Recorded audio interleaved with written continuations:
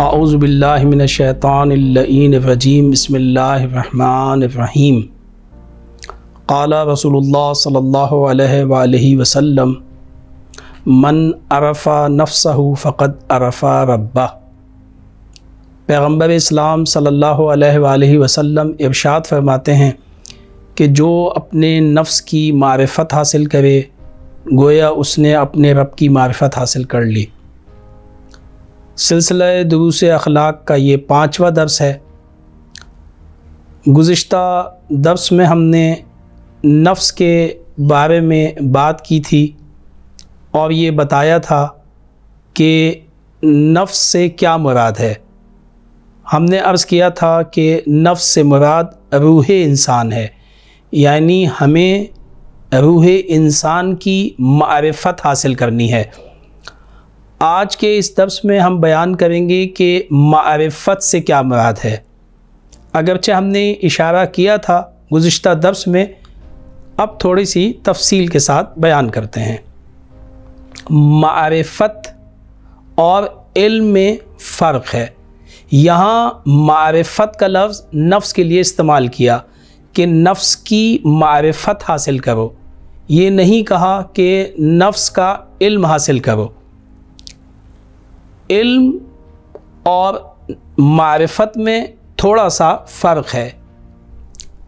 علم ایسی جگہوں پہ استعمال کیا جاتا ہے کہ جن چیزوں کی ہم ذات کا احاطہ کر سکتے ہیں، ہم ان ذوات کا تصور کر سکتے ہیں، ایسی چیزوں کے لیے علم کا استعمال کیا جاتا ہے۔ لیکن جو چیزیں جن کی ذات ہمارے تصور میں نہ آ سکے، جن کی ذات ہمارے حواس سے کنٹرول میں نہ آ سکے، ہمارے حواس کے دائرے کنٹرول سے باہر ہو، وہ اس قدر اعلیٰ و عرفہ ہوں، تو پھر ایسی جگہ پہ لفظ معرفت سے استفادہ کیا جاتا ہے۔ جیسے خدا کے لیے بھی لفظ معرفت سے استفادہ کرتے ہیں۔ اللہ کی معرفت حاصل کرو، کیوں؟ اس لیے کہ ہم اللہ کی ذات کا احاطہ نہیں کر سکتے، ہم اس کی ذات کو نہیں جان سکتے کہ اس کی ذات کی حقیقت کیا ہے۔ اسی طرح سے امکان ہے جب امام کے لیے یہ لفظ استعمال ہوا تو امام کے لیے بھی یہی کہا کہ امام کی معرفت حاصل کرو۔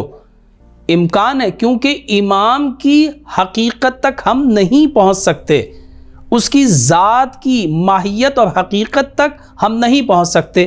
جیسا کہ مولا کائنات بھی فرماتے ہیں يَنْحَدِرُ عَنِّ السَّيْلِ وَلَا يَبْقَى إِلَيَّ الطَّيْرُ، میں وہ کوہ سار ہوں جس سے علم و حکمت کے چشمے پھوٹتے ہیں۔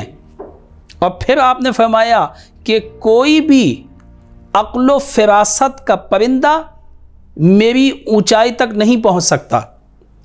یعنی در حقیقت امام علی کی ذات کی حقیقت تک کوئی انسان پہنچ نہیں سکتا۔ جیسا کہ خود پیغمبر اسلام کے بارے میں بھی ڈاکٹر علامہ اقبال فرماتے ہیں کہ جہاں پر ختم ہوتی ہے حدود عقل انسانی، وہاں سے مصطفیٰ کی شان کا آغاز ہوتا ہے۔ تو جب انسان کسی چیز کی حقیقت تک نہ پہنچ سکے، اس کی ذات کی حقیقت تک، تو پھر وہاں پہ معرفت کا لفظ استعمال کیا جاتا ہے۔ تو نفس وہ ہے کہ جو روح انسان ہے، اور ہم نے عرض کیا کہ روح انسان کی کیونکہ حقیقت تک ہم نہیں پہنچ سکتے کہ وہ کیا ہے روح، تو لہٰذا اس کے لیے لفظ معرفت استعمال کیا کہ ہم اس کی ذات کا احاطہ نہیں کر سکتے۔ تو جب کسی چیز کی ذات کا احاطہ نہ کیا جا سکے تو پھر اس کی صفات کے ذریعے سے ہم اس کا احاطہ کرتے ہیں، اور اگر صفات کا بھی نہ کیا جا سکے تو پھر ہم اس کے آثار کے ذریعے سے، اس کی آیات کے ذریعے سے اس کا احاطہ کرتے ہیں اور اس کے بارے میں معلومات حاصل کرنا چاہتے ہیں اور اس کی معرفت حاصل کرتے ہیں۔ جیسے خداوند متعال کی ہم صفات کا بھی احاطہ نہیں کر سکتے، اس لیے کہ اس کی صفات عین ذات ہیں، لہٰذا اس کی آیات، اس کے آثار کے ذریعے سے ہم خدا تک پہنچتے ہیں۔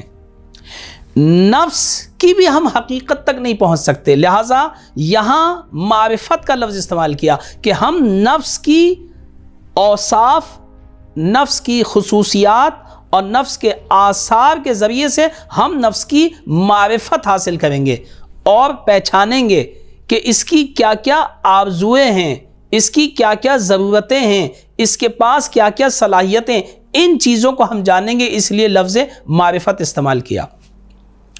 اور دوسری چیز امکان یہ ہے کہ معرفت میں ایک پہلو جو ہے وہ قلبی پہلو ہے، یعنی صرف علم نہیں ہے بلکہ علم کے ساتھ ساتھ یعنی کسی چیز کا قلب کے اندر اتر جانا، ایمان لے آنا اس کے اوپر۔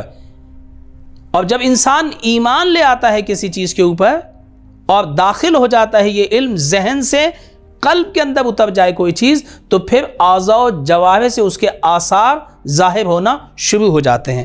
اور جب تک علم کے آثار نمایاں نہ ہوں، علم عملی صورت اختیار نہ کرے، علم قلب کے اندر اتر کے عملی صورت اختیار نہ کرے، تو ہم اس چیز کے فائدوں سے بہرمند نہیں ہو سکتے، ہم اس چیز کی صلاحیتوں سے، اس کے آثار سے، اس کی آیتوں سے، اس کی استعدادات سے استفادہ نہیں کر سکتے۔ تو کہاں معرفت النفس، یعنی علم بھی حاصل کیا جائے اور اسے قلب کے اندر اتارا جائے تاکہ ہم نفس کی صلاحیتوں سے، نفس کی استعدادات سے صحیح طور پر استفادہ حاصل کر سکیں۔